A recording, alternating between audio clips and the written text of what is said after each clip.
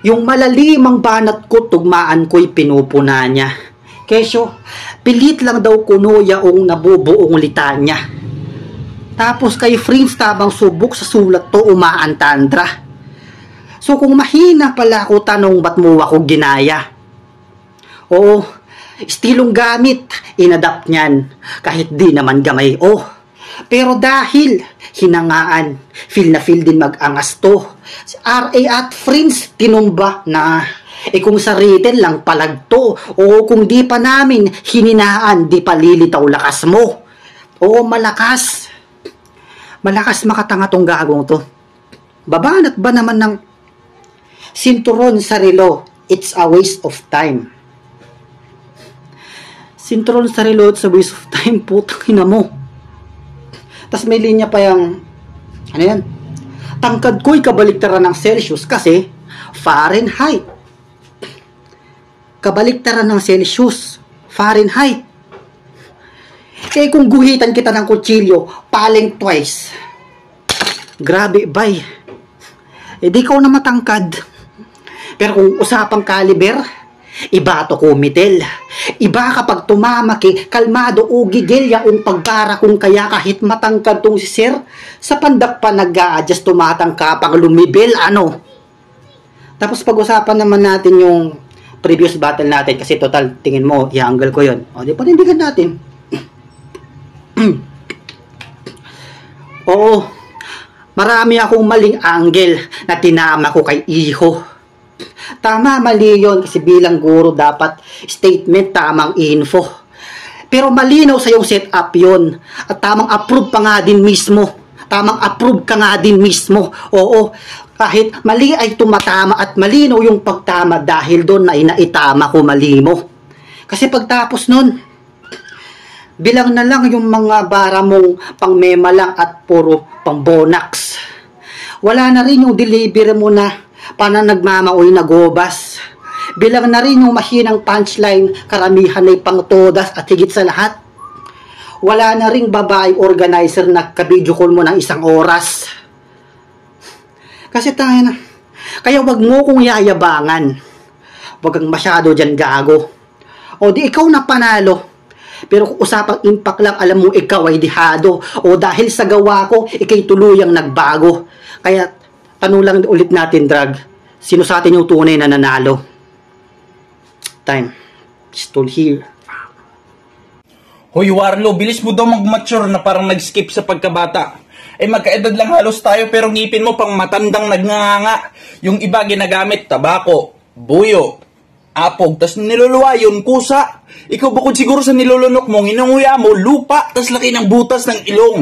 Ang lawak ng buka, kahit palabas pa lang siguro yung utot. Naaamoy mo na, sobrang laki yung mukha mo bro, kayang sakupin. Kung may nagpapagawa ng puke, yung ilong mo pwedeng hulmahan ng utin. At mali ka kung iniisip mong magjo-jokes ako buong round. Kasi narinig ko pag ginawa ko yun, ako sa'yo tupok daw kasi may counter yan sa jokes. Mala-MR na daw yan, pagaling na daw ng pagaling, ano ka, babaylan? Kaya nag-ensayo ako at ginawa ang best to rehearse para makikita nyo laban ng maganda na parang Miss Universe. Pero mag-a-angle yan sa akin ng babaero ako. Awit ka pre. Palibhasa, di ka pa kasi nasasabi ang babaero, pangit kasi. Kaya tatanungin kita Andan, papayag ka ba kayo ni Warlo maghalikan ng todo? Sobrang baho ng hiningan yan, daig mo pa may tae na sa muso. Tapos pumapasyal yun ng mawa. Naka-fitted damit, tapos short pang basketball. Tapos pag mayroong picture taking, yung gesture ng kamay, matik na ka-rock and roll. Kasi nga, Jejimon, nakasama namin to sa outing lap trip. Amoy tae pa si Gago. Di na lang ako napikon. Tamang paganto-ganto na lang ako. Kunyari, pinapatangos ang ilong. Ang baho mo nun. Dapat nakiramdam ka, hoy. Nakasakay tayo sa van, pero dahil sa'yo, na para tayo nga sa truck ng baboy. Saka, fan din pala yan ng Bini. Idol niya si Maloy. Bagay daw kasi sila.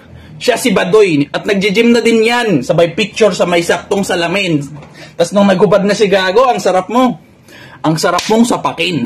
Hanggang sa mamaluktot na parang fetus pa lang. Gaya ng sanggol na pinalaglag, mamamatay ka ng di mo alam. Pero joke lang.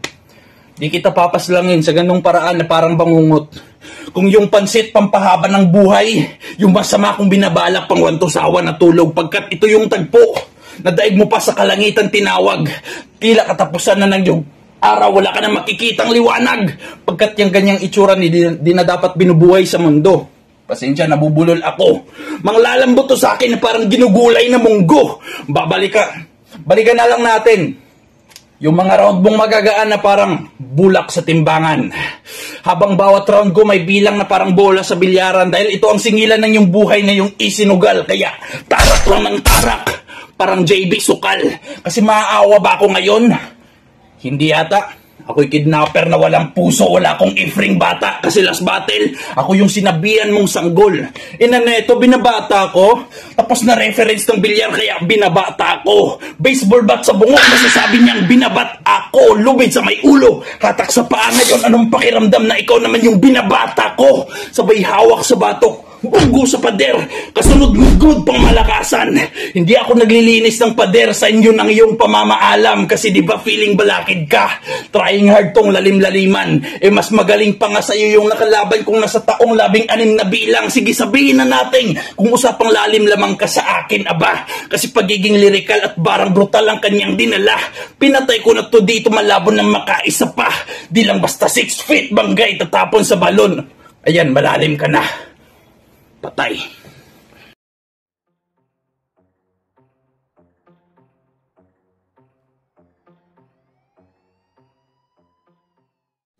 Yo, Big Mac once again. Base sa arkitektura at disenyo ng kanilang panitikan, halos parehas lang silang dalawa. Siguro bumase na lang ako kung sino yung matikas at maangas yung bara. Hindi ko na patatagalin, ang boto ko ay si RA. Congrats utol. Peace out.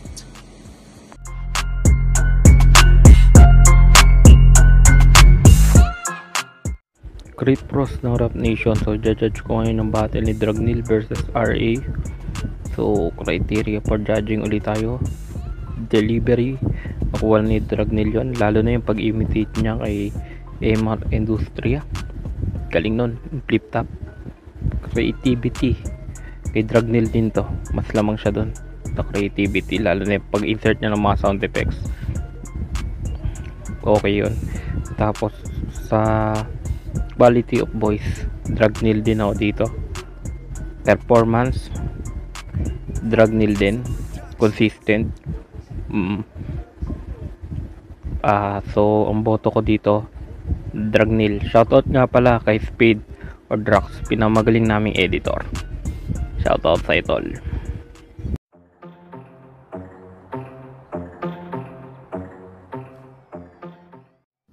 Yo, and done.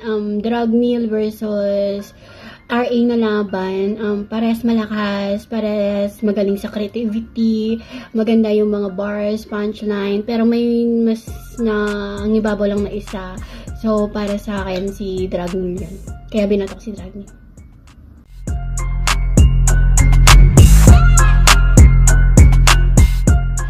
Tenon, Honor of Rap Nation, member of Shady 45 Desierto, Doja Cup, Quarter 1 Finals. Dragneel versus RA. So, rematch nila to. At di na tayo magpapasakalye pa. Ang boto ko rito ay kay Dragneel yan, kay Gary. So, pares naman magaling yung binitawan nilang mga jokes and comedy dito sa battle na to. So, kitang-kita naman natin na parang lumaylay dito si RA dito sa bandang dulo.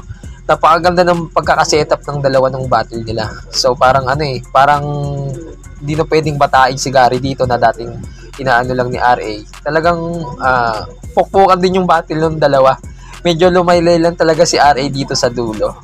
So kitang-kita naman natin, maganda yung gitna yung dulo ni Dragneel dito. Pero sa umpisa para sa akin si RA. Pero talagang unti-unti na siyang nilulubog talaga dito ni Dragneel hanggang dulo. So, Dragneel ako. Pero props pa rin kay RA. Ang galing. Thank you.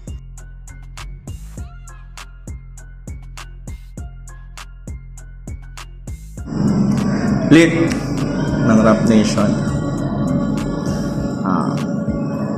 Dragneel vs RA. Yan. Maganda yung panatan nilang dalawa.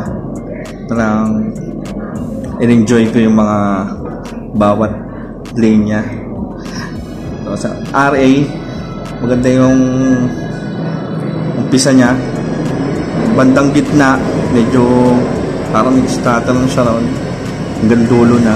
Dinala niya na sa dulo. Tapos si Dragnel talagang consistent sa mga linya. Nagbase na lang ako sa consistency ng dalawa. Sino doon? Kaya ang boto ko, Dragnel. Thank you.